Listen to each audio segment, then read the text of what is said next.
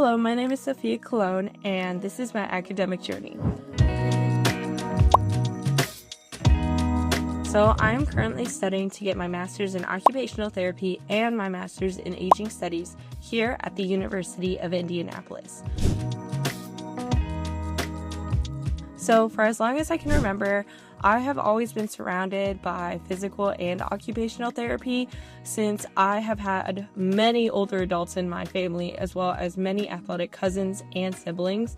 So when I was picking out graduate programs, I was still in between physical and occupational therapy. I started to do many internships and research in both fields, and I eventually went with occupational therapy. Physical and occupational therapists work a lot on the same things, which is why people get confused with them a lot, because in almost all of our settings we work with each other. However, physical therapy looks into getting people from point A to point B by working on things like gross motor skills, strength and endurance, muscle and skeletal concerns, flexibility or posture, while occupational therapy looks into helping people do things from point A and at point B by working on things like fine motor skills, self-care, visual and perceptual skills, emotional and sensory regulation, and just basically going back to doing things that people love to do again.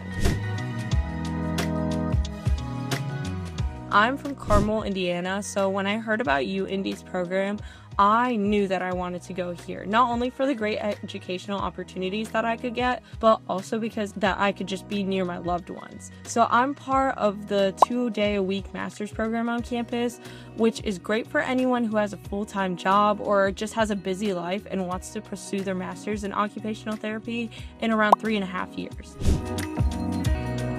Almost all our classes are both lecture and lab based, and there's also clinicals that are scheduled throughout our program.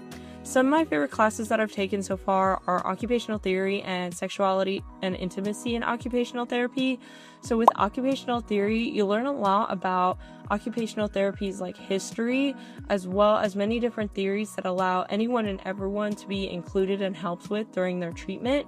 With sexuality and intimacy in occupational therapy, you learn a lot about how us as therapists can help our clients and their partners reconnect after an injury or accident or with a disability.